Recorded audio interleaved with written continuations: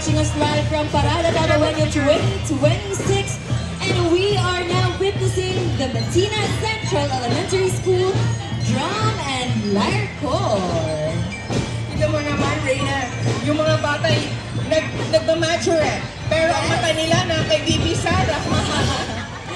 Right, and this indeed such a beautiful morning for all of us here.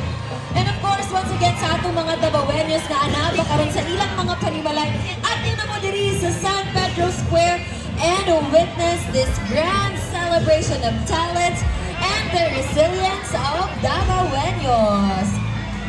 Yan ang parents. Parents ng ating Matina Central Elementary School Drum and Lyre Corps. And of course, we'd like to request our VIPs, please, to please settle down. Once again, requesting our Tabawenyos. Alright, say hello to Grab Philippines. Thank you so much for joining us in this beautiful celebration for Araw ng Davao. Here a few words from Attorney Vic Rodriguez.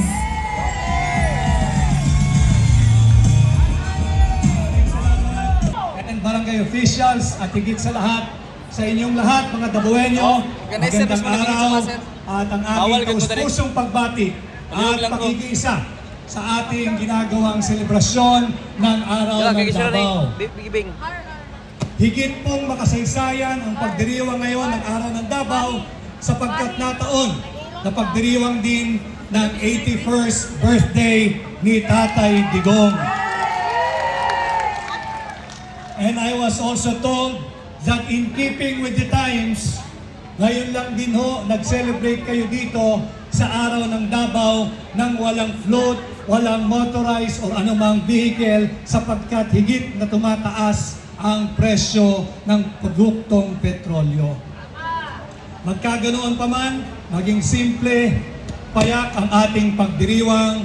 Ang importante, huwag po nating kalilimutan na patuloy ipagdasal ang kaligtasan, ang kalusugan at ang kalayaan at sana'y pagpapauwi kay Tatay Digong sa lalong madaling panahon.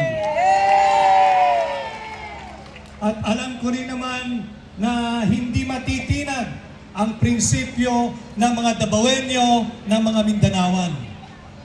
Hindi po kasi aral sa kasaysayan ang kasalukuyang administrasyon. 400 taon tayo sa ilalim ng bansang Espanya, hindi natinag ang mga Mindanawan. Halos 50 taon tayo na kolonya ng Estados Unidos, hindi natinag ang mga Mindanawan. Sinubukan nilang sirain ang katatagan ni Tatay Digong. Subalit nung kinamusta ko kay Mayor Baste ang kalagayan ni Tatay Digong, ang tugon niya, okay naman siya, subalit siyempre hindi okay dahil nakakulong. Kanya lamang, sinabi raw ho sa kanya ni Tatay Digong, tanggap na niya ang kanyang kapalaran kung anuman ang kahahantungan. Kaya lalo ho akong na-inspire doon sa katagang binitawang iyon ni Tatay Digong, nagbigay buhay muli sa kanyang natural that I am not a Filipino for nothing. Huwag po nating sayangin ang kanyang legasiya, patuloy po nating ipaglaban ang bawat Pilipino, ang ating bansa laban sa mapang-abuso, korap at kurakot na administrasyon. At bilang panghuli, alam ko hong hindi ko na kinakailangan kayong paalalahanan o hindi buong Pilipinas, buong mundo, nakasabay po nating nagdiriwang ngayong lahat. Alam naman natin na sinubukan nilang sirain ang tibay ng paninindigan ng Mindanawan, hindi sila umubra kay Tatay Digong. Patuloy ang kanilang ginagawa, subalit hindi rin sila umubra at hindi sila uubra kay Vice President Inday Sara Duterte. Yes!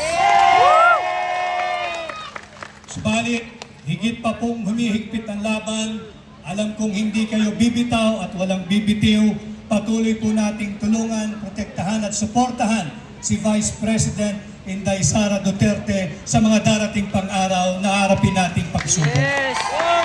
Duterte! At muli ho sa inyong lahat, kay Mayor Baste Duterte, Isa pong karangalan na ako'y maging bahagi ng masaysayang pagdiriwang nating lahat ngayon ng Araw ng Davao. Muli ho, maraming salamat, magandang umaga. Ako po muli si Attorney Vic Rodriguez, inyong kaibigan, Pilipino, abogado, at katulad ninyo, maiso. Magandang araw po sa ating lahat.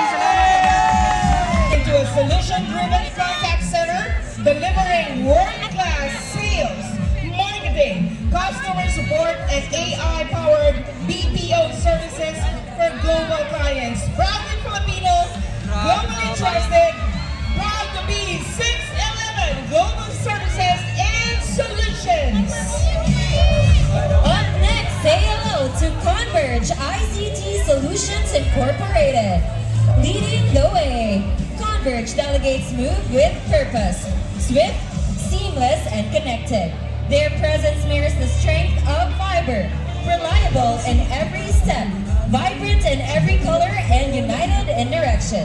Together they carry a signal of progress, bringing communities closer and lighting the path towards a faster, brighter tomorrow. Once again, say hello to Converge ICT Solutions.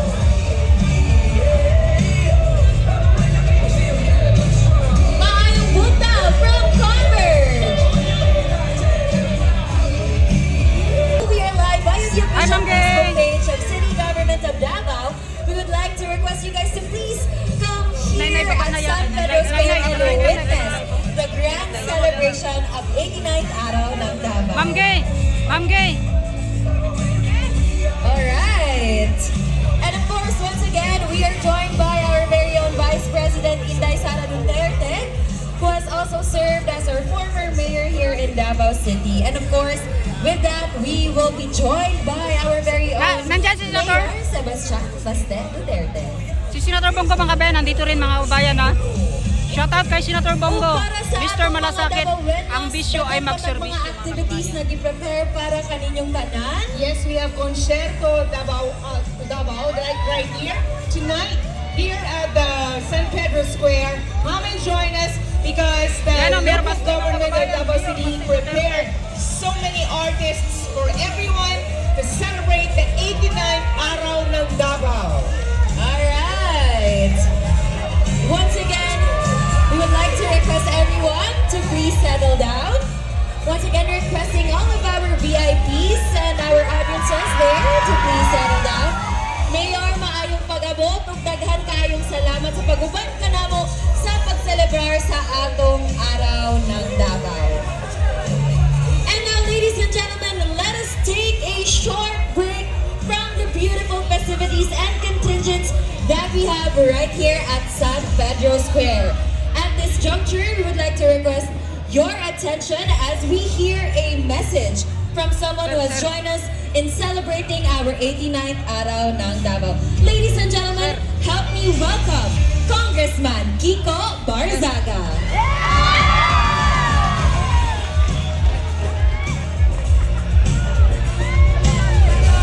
Bilisan ko lang po ang mensahe.